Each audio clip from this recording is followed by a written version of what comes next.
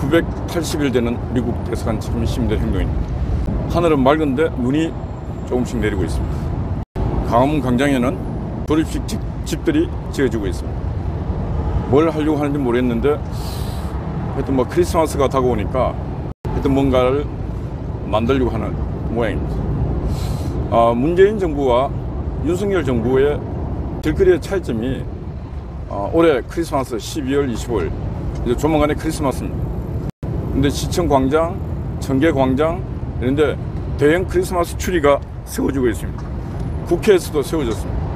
그런 부분들이 좌파, 공산주의 사랑하는 자들, 사회주의자들, 전체주의자들, 폭력배의 나라 그런 자들이 지배하던 세상과 윤석열 정부의 태동 이후에 첫 맞는 이 겨울 크리스마스와의 전경이 그런 부분에서 많이 다릅니다. 12월은 겨울이 오면은 많은 사람들이 육적으로 추위도 느끼지만 영적으로도 추위를 느끼는 그런 계절입니다. 그런 계절에 육적과 영육의 추위를 이렇게 들어줄 수 있는 크리스마스 추리 같은 저런 행사는 따뜻한 행사요, 아름다운 행사, 추위에 떠는 영육들에게 온기를 주는 그런 행사다. 이렇게 말씀드릴 수 있다고 생각합니다.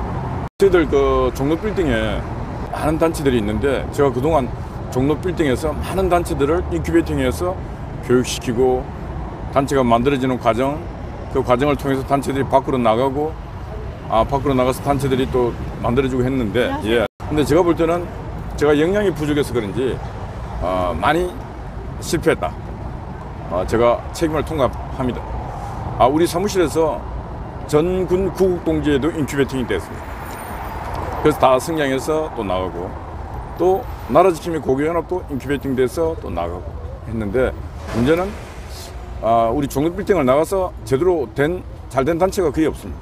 이번에 자유화 연대도 인큐베이팅을 해서 또 여의도로 이사 나갔는데 모르겠습니다. 하여튼 미래는 모르겠고 내일 자유화 연대 사무실 개소식이 있습니다.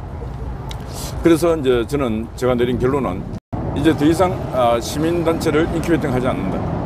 그럼 어떻게 할 것인가?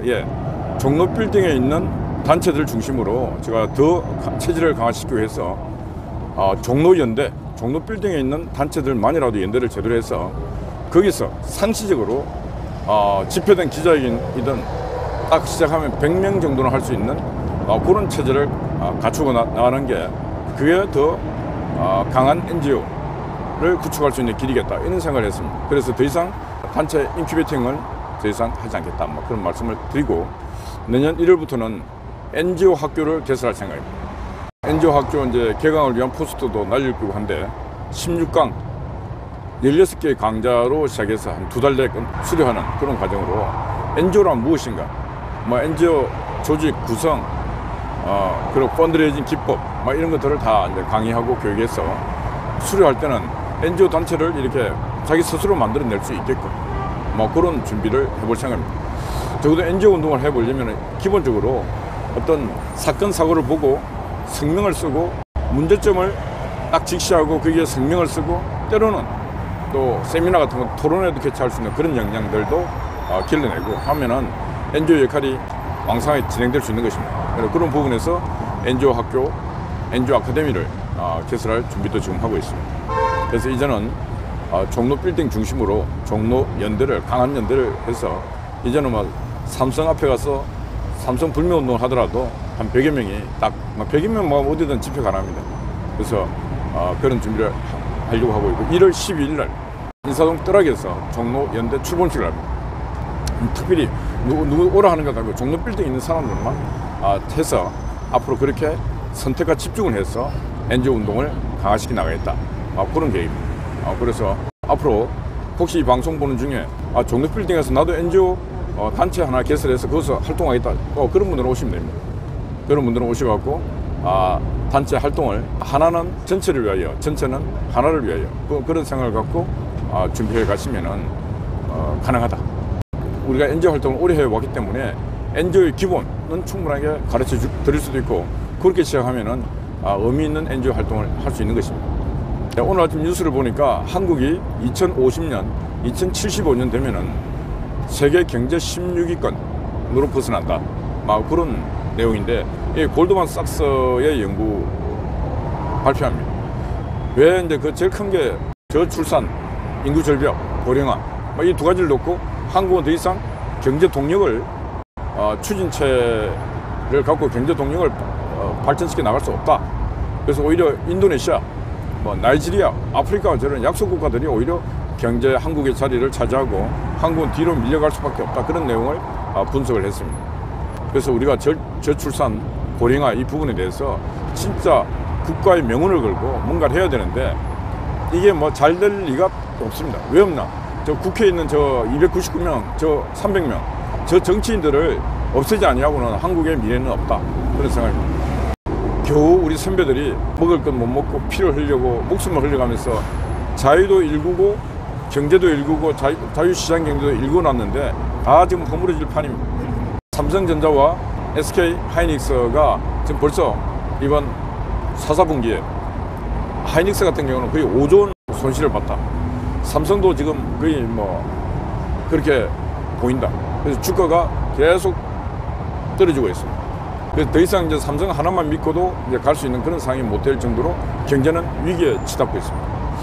국회에서 한전법, 한전의 회사채 발행을 더 늘려주겠다는 그 법을 민주당이 막아버렸습니다. 죽일 놈들이. 오늘날 한전을 저렇게 부실하게 만들고 한전의 체질을 저렇게 강한 체질이었던 체질을 저렇게 약하게 만든 자가 누굽니까? 문재인과 민주당 아닙니까? 책임을 지지 않습니다. 한전을 다 망하게 하고 지금 회사채 발행을 더 확대시키지 못하면은 전기요금을 지금 한 3배 정도 올려야 된다고. 국민들이 그런 아픔을 곧 조만간에 겪어야 되는데 그런 걸 아픔을 덜어줘야 될 책무가 있는 정치권이 내몰라를 하고 있습니다. 이상민 행안부 장관 해임 결의안을 저것들 민주당만 갖고 169석이나 되니까 정의당 하여튼 야 3당이 다 뭉쳐서 통과시켜버렸습니다. 물론 이상민 장관에게는 정치적 도의적 책임이 있을 수 있습니다. 그러나 지금은 주무장관이 있으면서 진실을 밝히는 단계, 그 단계에서 행안부 장관이 있어야 됩니다. 국정조사를 하게 되면 정인으로도 가야 되고 있어야 되는데 그 조금 있다가 진실을 밝혀져서 물어야 될 책임이 있으면은 제가 볼 때 이상민 장관 같은 경우는 국정조사든 아니면 경찰조사든 조사 끝이 나면은 저는 물러나겠습니다. 물러날 사람이에요. 그걸 지금 강하게 무리수를 둬서 계속 밀어붙이는 이유 왜 있겠습니까?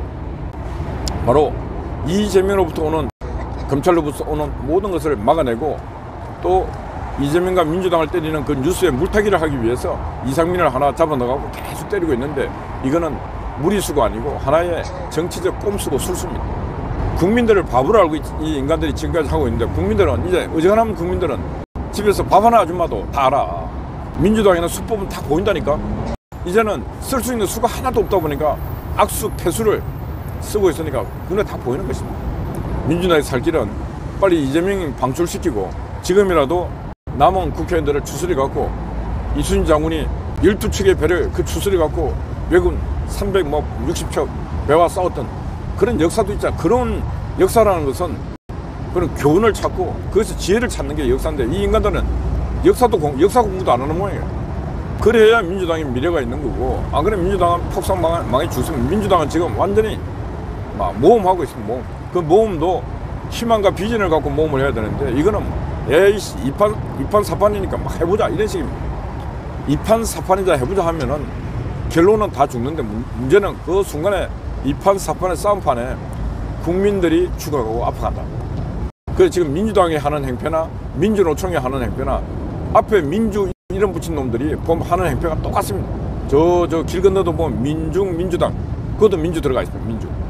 이놈들이 늘 이 대사관 앞에서 미군 철거하라고 저 땀을 뛰어넘고 대사관을 협박하고 하니까 우리가 이 선량한 시민이 나와서 지금 3년째 참 진짜 안 해도 될 고생을 지금 하고 있는 거예요. 또 그 경찰관들이 또 제대로 지키고 있으면 우리가 안 했대요.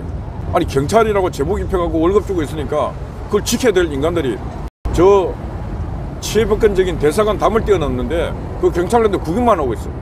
그 왜 구경하고 안 잡냐 하니까 사다리 타고 올라가나 잡다가 혹시 떨어질까 봐. 야, 이 대한민국 이게 한심 나카무라 경찰들 아닙니까? 이런 경찰관들이 어제 U3령인가 오늘 아침도 뉴스에 나오던데 저는 제가 볼 때 총경 자격도 없고 경찰관 제복 입을 자격도 없는 인간입니다.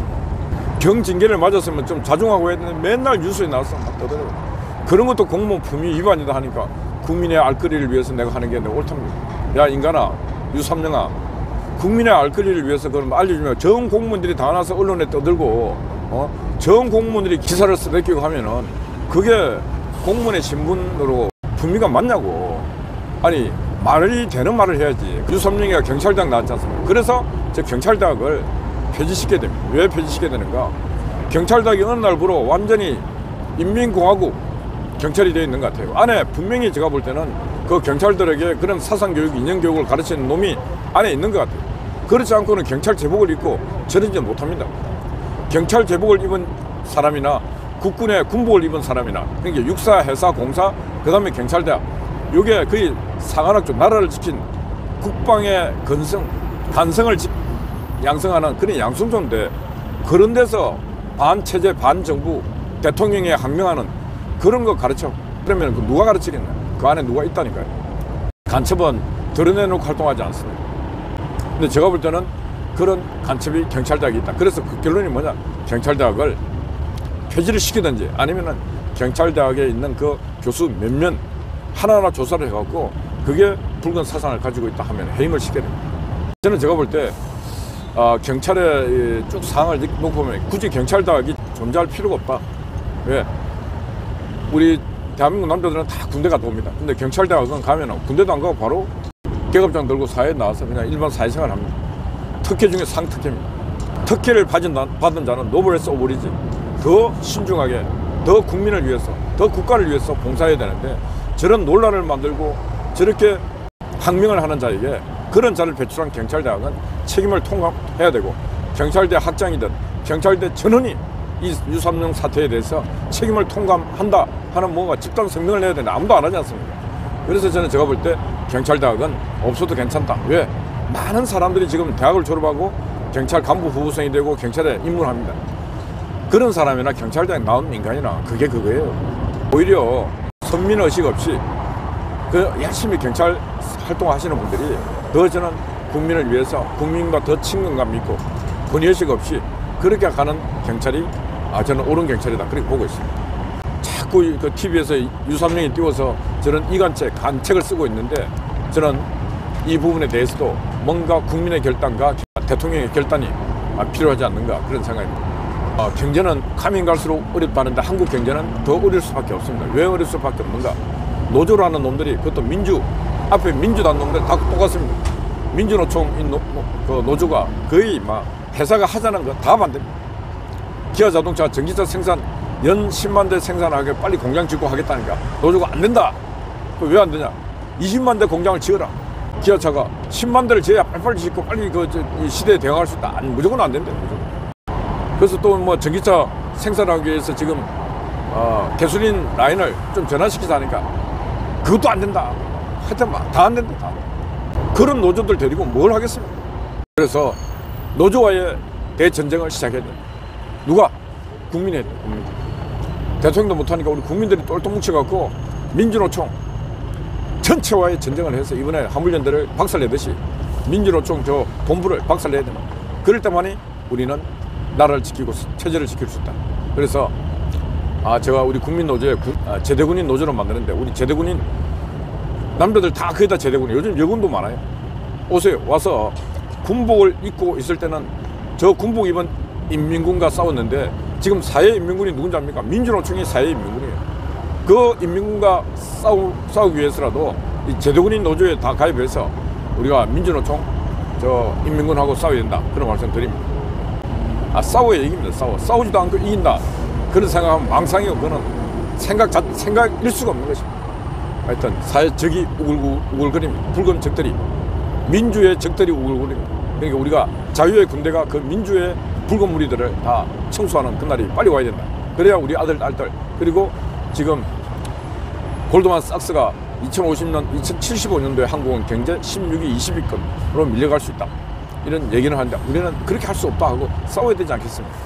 그런 날을 위해서 우리가 각자가 각자 위치에서 지금이 6.25 전쟁기보다 더 힘든 전쟁을 치러야 된다. 그런 말씀 드립니다. 그래서 똘똘 뭉쳐야 된다. 적이 누군지 바르게 알고 바르게 싸워야 된다. 그런 말씀 드립니다. 980일, 이제 20일 되면은 1000일입니다, 1000일. 옛날에 뭐 당군 신화에 곰이 동굴에 들어가서 곰하고 호랑이하고 들어가서 마늘만 까먹고 1000일을 견뎌봐라. 그럼 너가 인간이 되게 해준다 이랬는데, 하여튼 우리는 이제 내일 모레 20일이면 그러면은 1000일이 됩니다. 1000일이 되면 여기 1000일 동안 고생했던 분들은 인간계의 한 단계를 애국의 단계에서 최상의 단계로 우리는 격상하는 그런 날이 오리라 보고 있습니다. 그래서 1월 2일인가가 이제 그래 1000일 되는데, 1000일 되는 날은 여기서 간단하게 뭔가 세리머니를 하고 떠나게 가서 고기 파티 하도록 하겠습니다. 고기 파티. 그래도 고생하신 분들이 마음의 위로를 받는 그런 시간 갖도록 하겠습니다. 예, 어젯밤에는 또 변함없이 우길구와 우리 애국 목사님께서 밤을 새웠고, 아침 일찍 우리 곽은경 TV 좀 와 있습니다. 그리고 성남 송화대 와서 아침을 열고 있습니다. 여러분 화이팅입니다. 감사합니다.